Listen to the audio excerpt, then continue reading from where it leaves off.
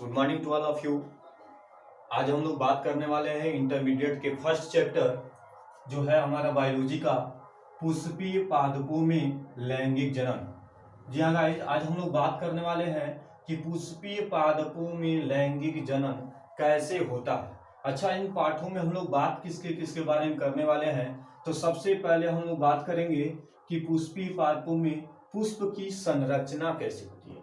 फिर हम बात करते हैं पुंकेसर के बारे में। अच्छा, पुंकेसर क्या होता है, तो हमारा पुष्पीय पादपों में जो हमारा नर जननांग होता है, नर जननांग, जो नर का जो जननांग होता है वो हमारा पुंकेसर का होता है, और जो हमारा मादा का होता है जननांग, मादा का जो जननांग होता है वो हमारा स्त्रीकेसर होता है।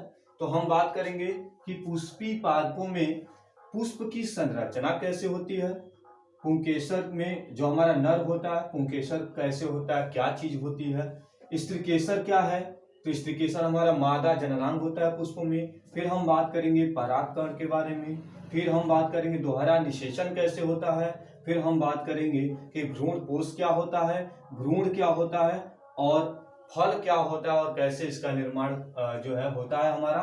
तो आज हम लोग बात करेंगे पूरे डिटेल्स में कि कैसे पुष्पीय पादपों में लैंगिक जननांग होता है।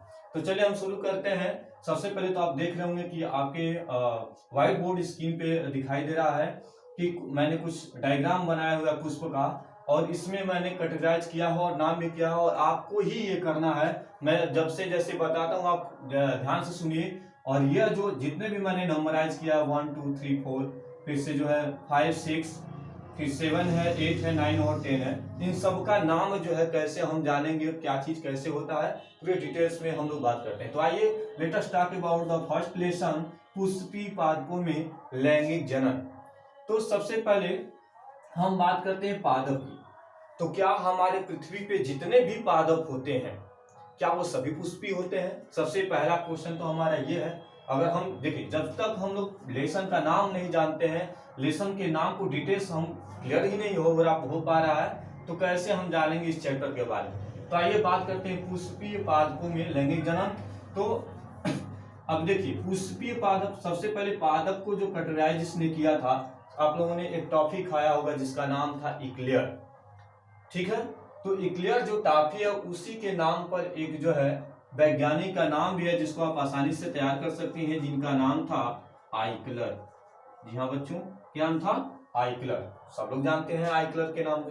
तो आइकलर एक ऐसे साइंटिस्ट थे, एक ऐसे वैज्ञानिक थे जिन्होंने पादप को क्या किया था? कैटेगराइज किया था, पादप को कैटेगराइज किया था। तो इनका नाम मैं लिख दे रहा हूं यहाँ पे, EICHLER, आइकलर। तो आइकलर जो है वो पादप को क्या किए? कैटेगराइज किए। अब पादप में इन्होंने क्या कहा, इन्होंने बताया कि पादप जो है हमारे दो प्रकार के होते हैं। पादप जो है दो प्रकार के होते हैं। एक हमारा होता है थैलोफाइट, क्या होता है? थैलोफाइट। और एक होता है हमारा क्रेप्टोफाइट। क्या होता है? सॉरी,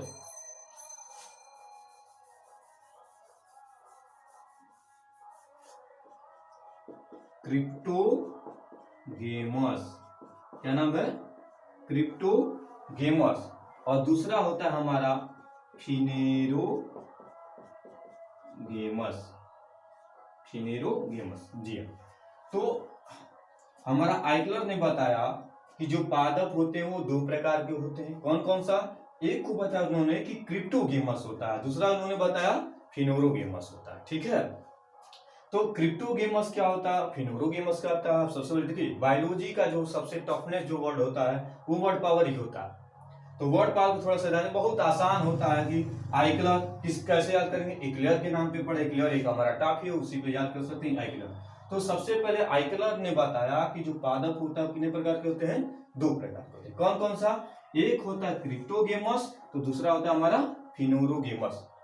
अब कोई पूछेगा क्रिप्टोगेमस कौन से पादप होते हैं, फिनोरोगेमस कौन से पादप होते हैं, तो चलिए हम बताते हैं। अब देखिए, जिसमें हमारा बीज नहीं होता है, जिसमें हमारा बीज नहीं होता है वो हमारा क्या होता है? क्रिप्टोगेमस। यानी ऐसे पादप जिनमें क्या हो? बीज न हो, वो क्या कहलाता है? क्रिप्टोगेमस कहलाता है। और दूसरा हमारा क्या है, फिनेरोगेमस। फिनेरोगेमस क्या होता है, ऐसे पादप जिनमें क्या ना होता हो, बीज, इसमें क्या होता हो, बीज होता हो। तो आप याद कर सकते हैं, ये बहुत इंपॉर्टेंट क्वेश्चन है, नेट के एग्जाम में भी क्या किया जाता है, पूछा जाता है कि बताइए कि पादप को कितने भागों में क्या किया गया, डिवाइड किया गया है। 1 नंबर से 2 नंबर से क्वेश्चन किए जाते हैं। तो पादप जो है 2 प्रकार के होते हैं, क्रिप्टोगेमस और फिनोरोगेमस। अब कोई पूछेगा क्या क्या होता है, तो कहेंगे बीज जिसमें नहीं होता है वो क्रिप्टोगेमस के पादप होते हैं, और ऐसे पादप जिनमें क्या नहीं होता है, जिसमें बीज होता है, वो क्या होता है, फिनेरोगेमस होता है। अब देखिए इसको भी 3 कैटेगराइज में क्या किया गया है, बांटा गया है। एक होता है हमारा थैलोफाइट,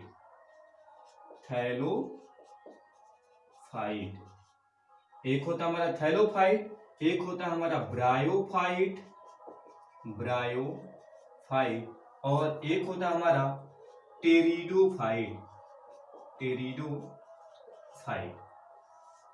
अब देखिए इसमें 2, एक थैलोफाइट, दूसरा ब्रायोफाइट, तीसरा जो है टेरिडोफाइट। अब ये 3 प्रकार के क्रिप्टोगेमस में क्या किए गए, बीज को क्या किए, बांटे गए। अब ये जो एक प्रकार के ऐसे जो है पादप होते हैं जिनमें क्या नहीं पाया जाता है, बीज नहीं पाया जाता। और ये क्वेश्चन और कर सकते हैं कि इस पृथ्वी पे सबसे पहले क्रिप्टोगेमस में अगर कोई हमारा पादप आया, तो सबसे पहले पृथ्वी पे कोई पादप आया तो कौन सा था, थैलोफाइट था। तो ये भी इंपॉर्टेंट है, इसको ध्यान रखिएगा। थैलोफाइट, उसका सही है ब्रायोफाइट, और फिर आया टेरिडोफाइट। अच्छा, अब जो हमारे यही मेन चीज है, इसको देखिए, ये हमारे 2 प्रकार के होते हैं। यानी हमारा जो फिनेरोगेमस होता है, यानी ऐसे पादप जिसमें क्या पाए जाते होंगे, बीज पाए जाते हैं। तो यही हमारा फेमस है, और ये इंपॉर्टेंट है किसके लिए, हमारे इस चैप्टर के लिए। क्योंकि अब ये देखिए फिनेरोगेमस 2 प्रकार के, कौन कौन सा, एक अनावृत बीजी, और एक होता है आवृत बीजी। 2 प्रकार के, एक कह रहा है कि अनावृत बीजी, और दूसरा आता है आवृत बीजी। अब यहाँ देख रहे हैं अनावृत। अब इसमें जो है हमको ये पता करना, अभी हमने कहा कि क्या सभी पादप पुष्पी होते हैं, अब यही चीज हमको देखना है। तो देखिए बिना बीज वाला है, इसमें जो है फूल हमारे थैलोफाइट में नहीं लगता है, ब्रायोफाइट में नहीं लगता है, टेरिडोफाइट में नहीं लगता है, और अनावृत बीजी मतलब इसमें भी फूल का निर्माण नहीं होता है। तो लगता है किसमें, सिर्फ एक में, और वो होता है हमारा आवृत बीजी। इसका मतलब यह है कि हमको जितना भी हमको पुष्पी पादपों में लैंगिक जन्म पढ़ना है, वो सब किसके बारे में पढ़ना है, तो आवृत बीजीय पादपों के बारे में पढ़ना है। बात समझ आ रहा है? तो पूरा हम लोग डिटेल्स में पढ़ेंगे। तो पादप जो होता है किसने कैटेगराइज किया था, आइक्लर ने किया था। कैसे याद करेंगे, तो कहेंगे इक्लेयर टाफी, अरे बचपन में बहुत खाए थे इक्लेयर टाफी, हम भी खाए थे, अपने मित्र को भी खिलाए थे। तो इक्लेयर के नाम पे हम क्या कर सकते हैं, आइक्लर को याद कर सकते हैं। अब ये आइक्लर जी जो थे वो पादप के 2 भागों में बांटे, कौन कौन सा, तो पहला है क्रिप्टोगेमस, सेकेंड है फिनेरोगेमस। अच्छा, कौन से क्रिप्टोगेमस क्या है, जिसमें बीज नहीं होते हैं। फिनेरोगेमस कौन सा होता है, जिसमें बीज होते हैं। अब जो क्रिप्टोगेमस होता है, पृथ्वी सबसे पहले कौन सा पादप आया था, तो थैलोफाइट। अच्छा, फिर क्या था, ब्रायोफाइट, उसके बाद से टेरिडोफाइट। लेकिन फिनेरोगेमस होता है, कौन सा बीज होता है, जिसमें कौन से पादप होते हैं, जिसमें बीज होता है। ये कितने प्रकार के होते हैं, तो 2 प्रकार के होते हैं। कौन कौन सा, तो अनावृत बीजी और आवृत बीजी। तो हमको जो है, जो हमने चैप्टर जो लिख रखा है वो है पुष्पी पादपों में लैंगिक जन्म। इसका मतलब ये हुआ कि हमको सभी पादपों के बारे में नहीं जानना है। किसके बारे में जानना है, तो हमको जानना है आवृत बीजी पादपों के बारे में, क्योंकि यही एक ऐसा हमारा पादप होता है जिसमें क्या होता है, पुष्प लगते हैं। इसका मतलब हमको आवृत बीजीय पुष्पी जो बीज वाले होते हैं उन्हीं के पुष्प होते हैं। तो पुष्पी पादपों में किसका अध्ययन करना है, तो आवृत बीजीय जितने भी पादप होते हैं उनमें हम लोग क्या यूज करते हैं, कहाँ है, एक सेकंड मैं इसको इरेज कर देता हूं, आप लोग स्टॉप करके वीडियो इसको नोट कर सकते हैं। तो आइक्लर थे, पादप को कितने भागों में बांटा, 2 भागों में, क्रिप्टोगेमस जिसमें बीज नहीं होते हैं, फिनेरोगेमस जिसमें बीज होते हैं। तो हमारा क्रिप्टोगेमस कितने प्रकार का, तो दो तीन प्रकार के, थैलोफाइट, ब्रायोफाइट, टेरिडोफाइट, और हमारा जो फिनेरो जो गेमस होता है, ये दो प्रकार का होता है, अनावृत बीजी और आवृत बीजी। आवृत बीजी को नहीं भूलना है, क्योंकि आवृत बीजी वही पादप होते हैं जिसमें क्या लगता है, पुष्प लगता है। और हमको पढ़ना क्या है, तो हमको पढ़ना है पुष्पी पादपों में लैंगिक जन्म। तो हम धीरे धीरे क्या करेंगे, पुष्प संरचना, पुंकेश्वर, स्त्री केशव, परागण, द्वारा निषेचन, भ्रूण कोश, भ्रूण और फल, इन सब के बारे में हम स्टेप बाय स्टेप क्या करेंगे, हम लोग अध्ययन करेंगे। तो वीडियो को क्या करिएगा, अंत तक देखिएगा। इसको मैं इरेज नहीं कर रहा हूं, क्यों नहीं कर रहा हूं, क्योंकि अभी आपसे ही मैं क्या करूंगा, इसको लिखवाऊंगा। तो ध्यान से इसको क्या करेंगे, सुनेंगे।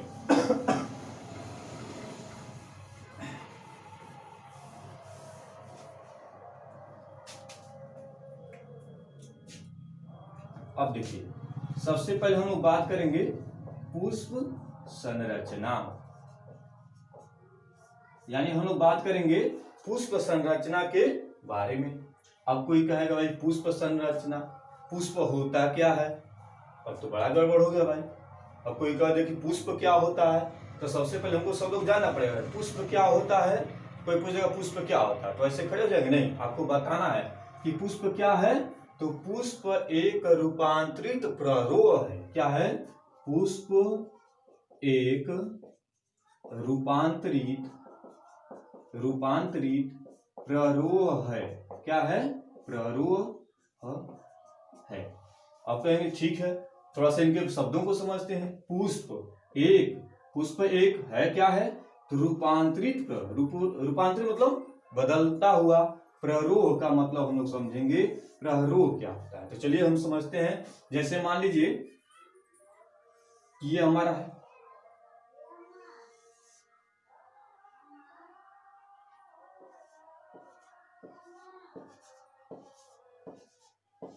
अब ये है, आपको दिखाई देगा, तो हम कहेंगे प्ररोह किसे कहते हैं। रूपांतरित तो समझ में आ गया, जिसको बदलता हो। अप्ररोह का मतलब क्या होता है, प्ररोह किसे कहते हैं, तो देखिए इसको हम लोग इंग्लिश में बोलते हैं रूट, और इसको बोलते हैं हम लोग शूट।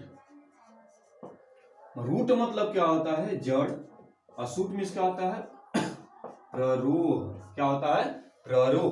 तो आप समझेंगे। अब कोई क्या शूट प्ररोह क्या होता है, तो बोलेंगे कि हमारे जमीन के ऊपरी भाग को प्ररोह कहते हैं, और जमीन के नीचे के भाग को क्या कहते हैं, रूट कहते हैं, मतलब जड़ कहते हैं। सबको पता है मूल जिसको बोलते हैं, जड़ जिसको बोलते हैं, अशूट मतलब प्ररोह।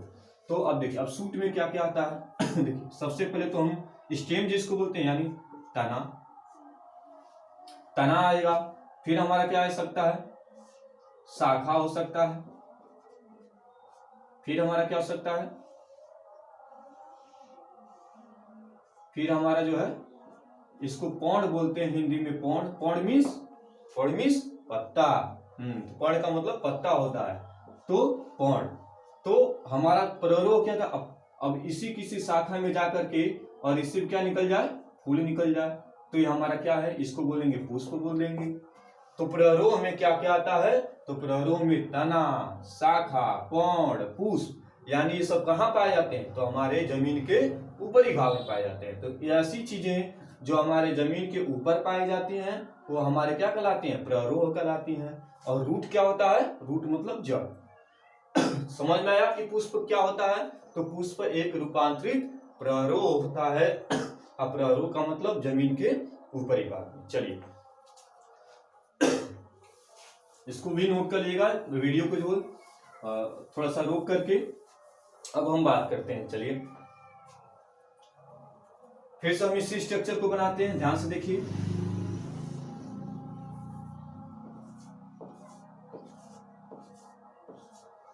देखिए मैंने आपको कहा कि ये कुछ जो है स्पेशल जो पादप होते हैं, इन पादपों के बारे में हम लोग क्या करेंगे, अध्ययन करेंगे।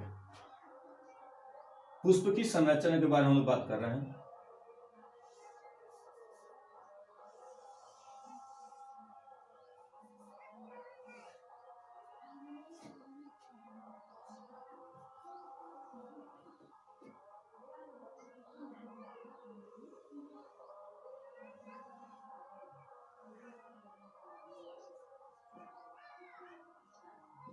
देख रहे हैं, अभी हमने कहा कि पुष्प हमारा क्या होता है, अभी हमने बताया कि हमारा प्ररोह होता है, तो प्ररोह का हमने क्या किया, फिगर बनाया।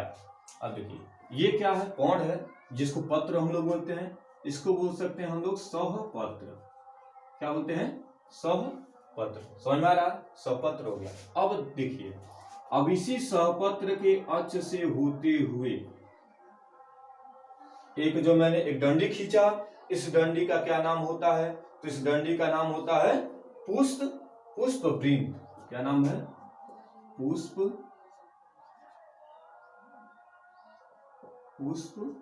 वृंत। आपको ये क्या कहेगा कि पुष्प जो है वृंत क्या होता है, तो बोलेंगे कि सहपत्र से या पत्र के अक्ष से होते हुए जो डंडी जाता है, उस डंडी को हम क्या बोलते हैं, पुष्प वृंत बोलते हैं। समझ में आ रहा। सहपत्र का मतलब तो बिल्कुल सिंपल है, सहपत्र का मतलब होता है कि वह पत्र जो क्या करता है, सहायता करता है। पुष्प वृंत किसे कहेंगे, तो कहेंगे कि सहपत्र के अक्ष से जो जाएगा, यानी ये जो सहपत्र के अक्ष से जो ये डंडी जा रही है, इसका नाम क्या है, तो इसका नाम है हमारा पुष्प वृंत। समझ में आ रहा है। अब हम आगे बढ़ रहे हैं। अब देखिए यहां पे जाकर के ये थोड़ा सा फूला हुआ भाग होता है, जैसे आप लोग फिगर बनाते हैं, कहते हैं ना, देखिए ये जो फूला हुआ भाग होता है, जैसे आप लोग ऐसे फूल वगैरह बनाते हैं, तो ऐसे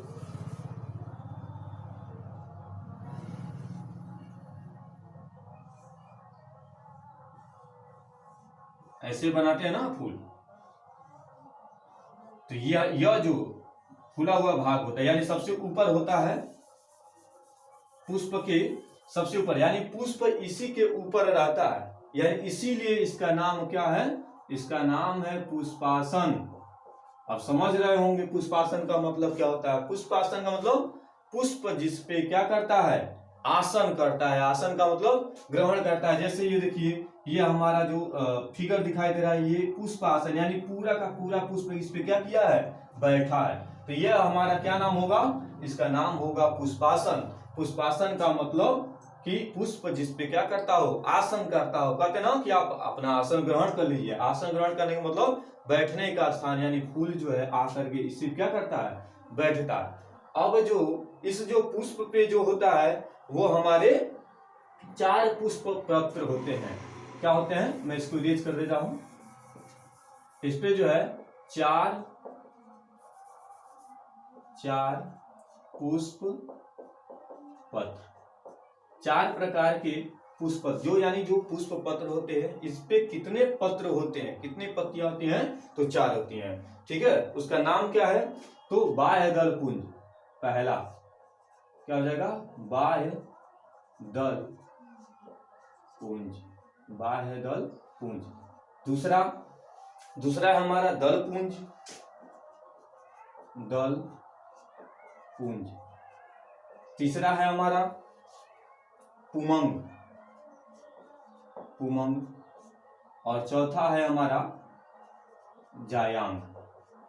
अब थोड़ा सा समझिए, यानी इस पुष्पासन पे 4 पुष्प पत्र होते हैं। कौन कौन सा, बाह्य दल पुंज, पुमंग और जायांग। तो इन 4 चीजों के बारे में हम लोग पढ़ेंगे। अब पुमंग क्या होता है, जायांग क्या होता है, ये सबसे इंपॉर्टेंट चीज पुमंग और जायांग है, क्योंकि नर और मादा वाला जहां मैटर आता है, हम इसी के बारे में क्या करते हैं, अध्ययन करते हैं। बात समझ में आ रहा है। तो ये कुछ स्पेशल पादप होते हैं। थोड़ा फिर से एक बार रिवीजन कर रहा हूं। कोई कहेगा कि सहपत्र का मतलब क्या है, कि सहपत्र क्या होता है, पत्र मतलब पत्ती, जो क्या करता है, सह करता मतलब सहायता करता है।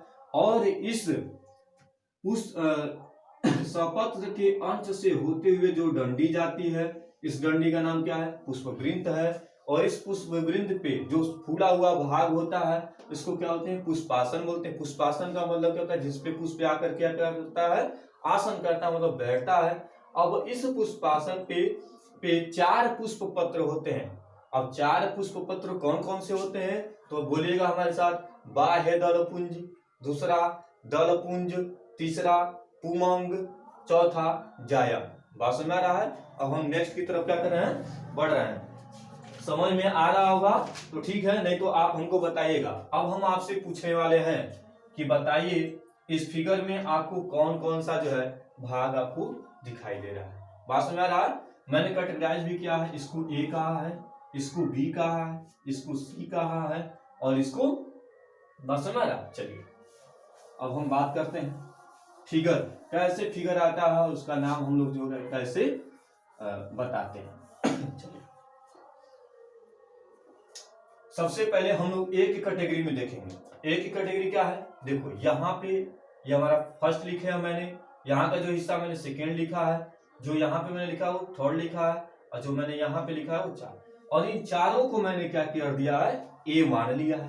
चलिए ठीक है, तो सबसे पहले नाम बताइएगा, अगर आप लोग पढ़े होंगे नाम बताइए। देखिए सबसे पहला वाला जो नाम होता है आप लोग जानते होंगे या पढ़े होंगे, नहीं पढ़े होंगे क्लास में, तो आज मैं बता रहा हूं, ध्यान से सुनिए। तो पहला जो हमारा होता है वो होता है हमारा वर्तिकाग्र। क्या होता है, वर्तिकाग्र। बात समझ में आ रहा है, क्या होता है, वर्तिकाग्र होता है। दूसरा जो यहाँ पे यानी जो सबसे ऊपरी वाला भाग जो होता है वो हमारा क्या कहलाता है, वर्तिकाग्र। यानी वर्तिका का क्या, सबसे उग्र मतलब आगे वाला भाग क्या होता है, वर्तिकाग्र होता है। दूसरा जो होता है वो होता है वर्तिका, दूसरा जो होता है वो वर्तिका होता है। और यह जो बीच वाला जो भाग होता है इसको हम लोग बोलते हैं बीजांड, सॉरी इसको बोलते हैं अंडाशय। क्या होते हैं, यानी ऊपरी वाला भाग वर्तिकाग्र, उसके नीचे वाला भाग जो यहाँ आपको मैंने दिखाया 2 नंबर पे, ये क्या हमारा वर्तिका होता है।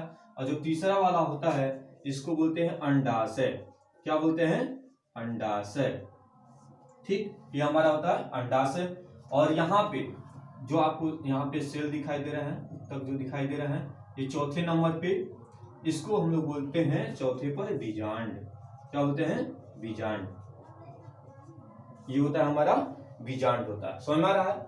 तो हमने क्या लिखा, 1 पे 2 पे 3 पे और 4 पे, इनका नाम क्या करना है, सबसे ऊपरी हिस्सा वर्तिकाग्र बोलते रहेगा, दूसरे पर वर्तिका, तीसरे पर अंडाशय और चौथे पर बीजांड। बात समझ में आ रहा है।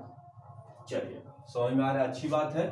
तो वर्तिकाग्र है, वर्तिका है, अंडाशय है, बीजांड, इन सबको मैंने कैटेगराइज कर दिया किसमें, ए में।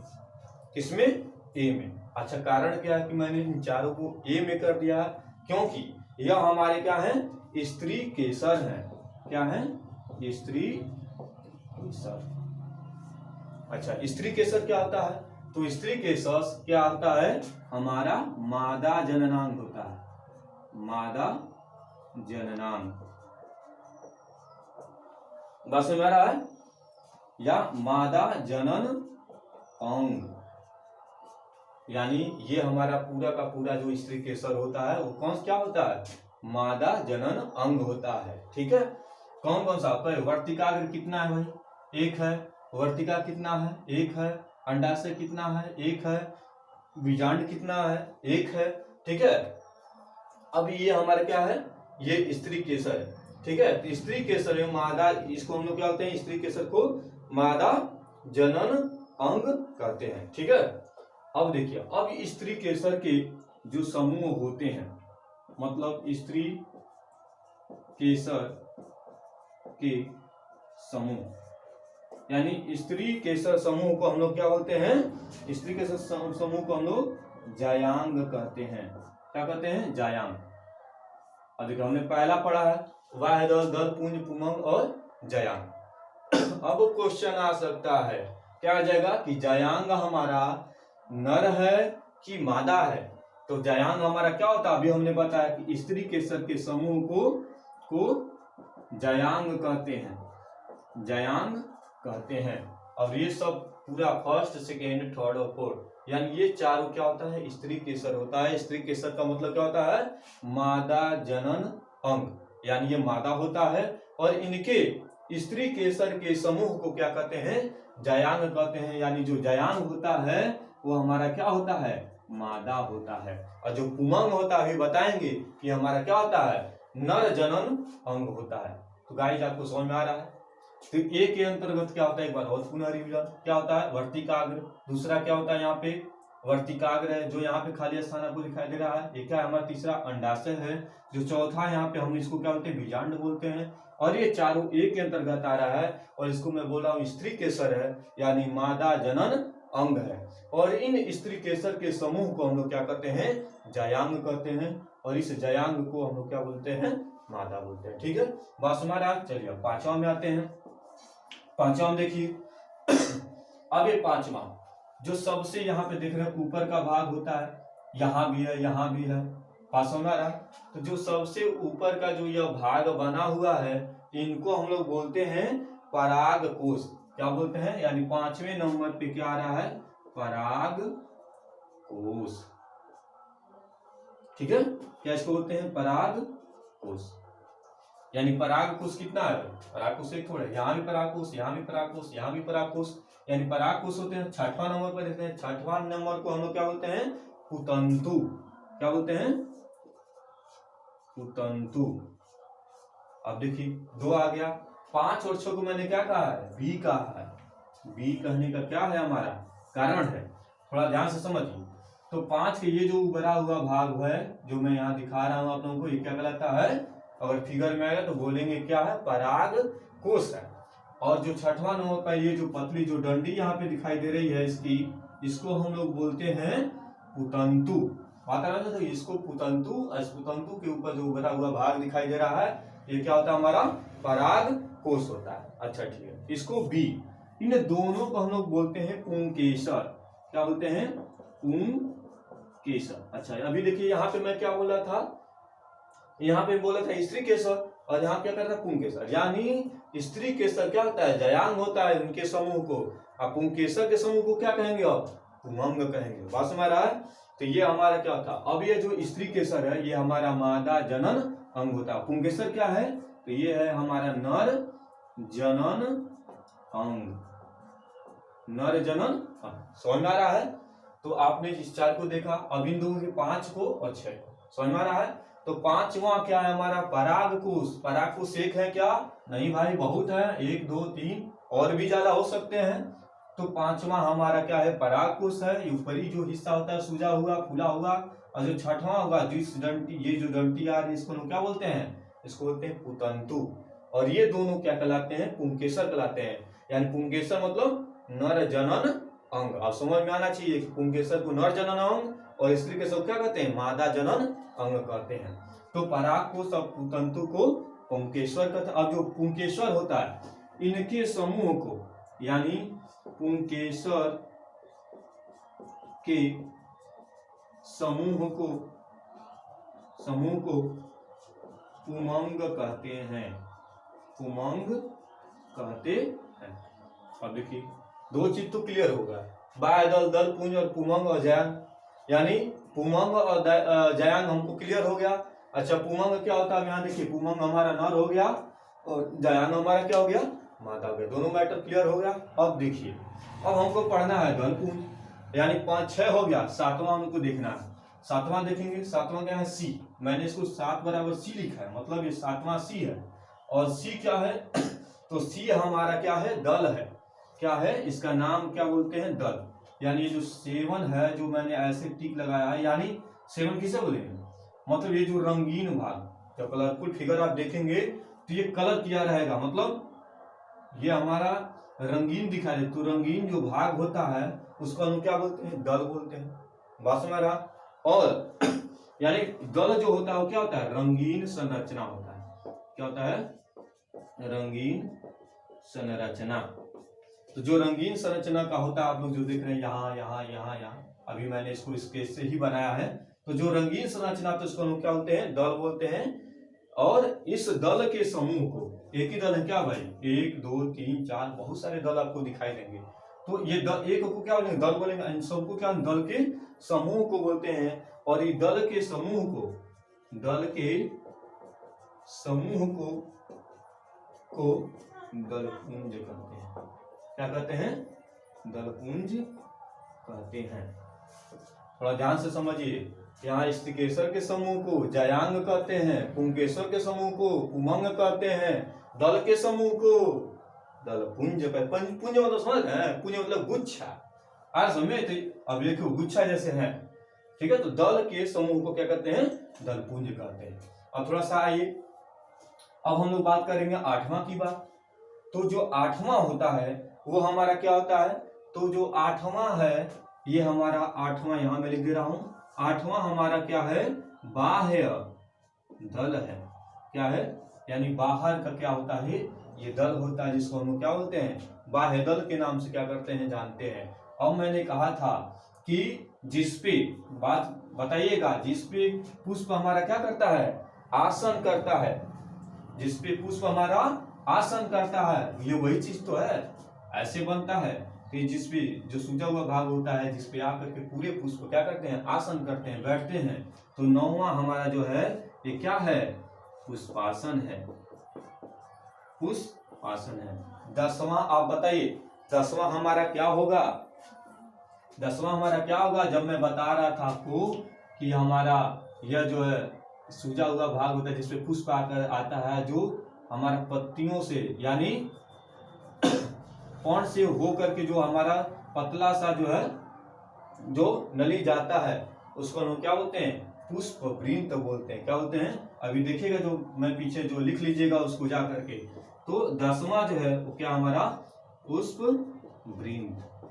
तो गाइस ऐसे जो है पूरे स्ट्रक्चर में अगर आपके एग्जाम में आ जाता है पुष्पीय पादपों के नामों का वर्णन करने के लिए, उनका नाम लिखने के लिए, तो आप आसानी से क्या कर सकते हैं, इसको लिख सकते हैं। थोड़ा सा एक बार रिवीजन करते हैं, फर्स्ट सेकंड थर्ड फोर्थ को क्या नाम मैंने लिखा, वर्तिकाल, वर्तिका, अंडाशय, बीजांड, जो ए में है। ठीक है, वीडियो चल रहा है नहीं चल रहा है, एक मिनट। तो बात समझ में आ रहा है, वीडियो भी चल रही है, हम सोचे अकेले वही बना रहे हैं, तो ध्यान से समझिए। तो आप देख रहे हैं कि ए में पहले दूसरे तीसरे चौथे में वर्तिकाग्र, वर्तिका, अंडाशय, बीजांड, इनको मैंने स्त्रीकेसर कहा। और मैंने 4 कहा, 4 पुष्प पत्र के बारे में बात करना जो पुष्प आसन करता है। उसमें से हम लोगों ने पहला सीखा कि स्त्रीकेसर के समूह को क्या कहते हैं, जयांग कहते हैं। यानी जयांग क्या होता है, स्त्रीकेसर के समूह को जयांग कहते हैं। जिसमें कौन कौन सा भाग आता है, तो वर्तिकाग्र आता है, वर्तिका आता है, अंडाशय आता है, बीजांड आता है। इन सभी को क्या बोलते हैं, स्त्रीकेसर बोलते हैं। और इन स्त्रीकेसर को हम क्या कहते हैं, जयांग कहते हैं। इनके समूहों को याद रखिएगा, स्त्रीकेसर को क्या कहते हैं, मादा कहते हैं। फिर आते हैं 5वें और 6वें में, इसको मैंने बी कहा है, परागकोश, कुतंतु। यानी जो ऊपर का भाग है जो उभरा हुआ है, क्या हमारा परागकोश है। जो हमारा पतला जो है ये रखा कुतंतु है। और इनको मैंने बी में रखा, इनको बोलते हैं पुंकेसर। और पुंकेसर के समूह को हम लोग क्या बोलते हैं, पुंकेसर के समूह को हम लोग पुमंग बोलते हैं, जो कि हमारा होता है, नर होता है। अब यहाँ पे मैंने कहा 7वां, ये जो रंगीन संरचना होती है इनको हम क्या बोलते हैं, दल बोलते हैं।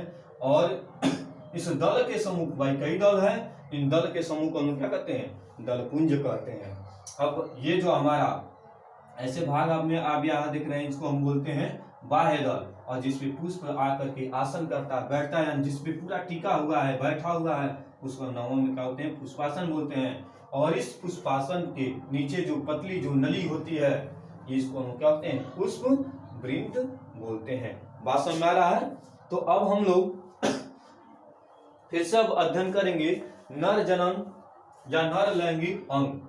यानी अब हम लोग बात करने वाले सबसे पहले नर के बारे में, यानी पुमंग के बारे में, जो कौन होता है, नर जनन अंग होता है। तो चलिए हम लोग बात करेंगे नर जनन अंग के बारे में। नर जनन अंग, बात समझ में आ रहा है। आप लोग क्या करिएगा, वीडियो को जो है कई बार रिपीट करके क्या कर लीजिएगा, देख लीजिएगा। अगर नहीं समझ में आता है फिर जो हमसे क्या करिएगा, एज ए मैसेज जो है यूज करिएगा। ठीक है, क्योंकि इस पे आप कमेंट बॉक्स में जब जाएंगे तो आपको मिलेगा Vivian international centre coaching centre है, उस पर आप लोग, मेरा नंबर होगा, आप कांटेक्ट करके और पूछ सकते हैं। ठीक है, चलिए हम बात करते हैं नर लैंगिक अंग। अच्छा बता दिए थोड़ा, लर जो है नर लैंगिक अंग, इसमें हम क्या कहेंगे, पुमंग को कहेंगे। तो लिखेंगे, यानी हमको बात करना है नर लैंगिक अंग किसको, पुमंग को कहते हैं। अच्छा पुमंग क्या होता है, तो पुंकेसर होता है। क्या होता है, पुंकेसर होता है। बस में रहा। और पुंकेसर में ही क्या हम देखते हैं, लघु बीजांड, लघु बीजांड।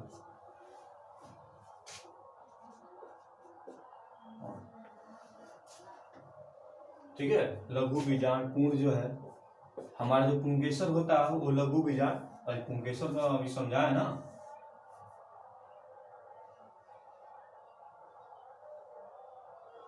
ये हमारा क्या होता है, पराग कोश होता है भाई, पराग कोश होता है। अच्छा, पराग कोश हमने बात किया किसका बारे में, पराग कोश के बारे में। अच्छा, ये क्या होता है, अभी हमने कहा कि पराग कोश होता है, इसकी जो डंठी होती है उनको क्या बोलते हैं, तंतु बोलते हैं। तो पराग कोश हो गया, इसको क्या बोलते हैं, तंतु बोलते हैं। अब क्वेश्चन क्या आता है कि पराग कोश में कितनी पालियां होती हैं, पराग कोश में कितनी पाली होती है। तो पराग कोश में देखिए 2 पाली होती है, एक यहां से यहां तक और एक यहां से यहां तक, देख रहे हैं पराग कोश में। तो ये हिस्सा यहाँ और ये यहाँ। तो कोई कहेगा कि पराग कोश में कितनी पालियां होती हैं, तो कहेंगे पराग कोश में 2 पालियां होती हैं। इसको हम लोग फर्स्ट बोलते हैं और इसको हम लोग क्या बोलेंगे, सेकेंड बोलेंगे। बात समझ रहा है। और भी बहुत ज्यादा हम लोग डिटेल्स बात करेंगे नेक्स्ट वीडियो में। और हमारे अगर हमारा क्लास अगर आपको पसंद आया हो तो लाइक शेयर और कमेंट जरूर करके बताएं, ताकि मैं आपके लिए नेक्स्ट वीडियो पूरे चैप्टर, जो चैप्टर्स आपको चाहिए बायोलॉजी में, कहिए सर ये मुझे चैप्टर समझ में नहीं आता है, actually I am not a biology teacher, मैं इंग्लिश का टीचर हूँ। लेकिन आपको बायोलॉजी में कहीं भी कोई भी चैप्टर अगर आपको फंसता है तो आप कमेंट में जरूर बताइए, आपके लिए वो वीडियो मैं बनाकर रखूंगा। और बस सुनते रहिए, अब गाना नहीं चाहूंगा। 91.9 रग रग में गोरखपुर से। तब तक नमस्कार, जय हिंद, जय भारत।